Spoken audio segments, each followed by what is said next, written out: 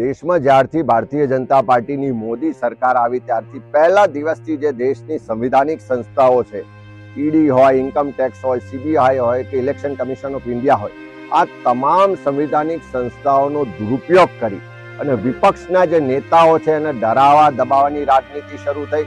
વિપક્ષના નેતાઓનું ચરિત્ર હરણ થાય, એને બદનામ કરવાના તમામ પ્રયાસો થયા અને એના જ ભાગ સ્વરૂપ નેશનલ હેરાલ્ડ કેસમાં જ્યાં કોઈ પણ જાતનો પુરાવો નહોતો, કોઈ તથ્ય નહોતા, કોઈ મની લોન્ડરિંગનો કોઈ 1% પણ કેસ નહોતો, તેમ છતાં 10 વર્ષ સુધી ગાંધી ફેમિલીને, રાહુલજીને, સોનિયાજીને જે મેન્ટલી ટોર્ચર કરવામાં આવે, રાહુલજીને 60 કલાક સુધી પૂછપરછ કરવામાં આવે, સોનિયાજીનું ચરિત્ર હરણ થાય, બદનામી થાય, એવા તમામ પ્રયત્નો કરવામાં આખરે સત્યનો વિજય થયો. નામદાર કોર્ટે તમામ જે આરોપો હતા ખારીજ કર્યા.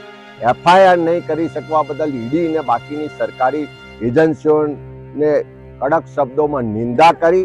ત્યારે આજે ગુજરાત કોંગ્રેસના તમામ કાર્યકરો રસ્તા પર ઉતરીને ભાજપ કાર્યાલય સુધી અમે કૂચ કરી છે.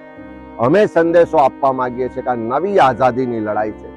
તમે ગમે તેટલો ડરાવવાનો દબાવવાનો પ્રયત્ન કરશો, ગમે તેટલા અમારા નેતાઓને મેન્ટલી ટોર્ચર કરશો કે ફિઝિકલી હેરાસ કરશો, પણ ક્યારેય ડરવાના પણ નથી, ઝૂકવાના પણ નથી. લડીશું, જીતીશું.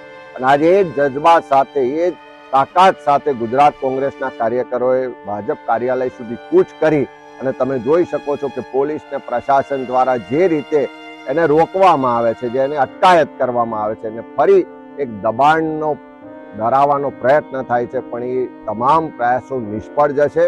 રાહુલજીના નેતૃત્વમાં નવી આઝાદીની લડાઈની શરૂઆત થઈ ચૂકી છે અને અમે લડીશું અને જીતીશું.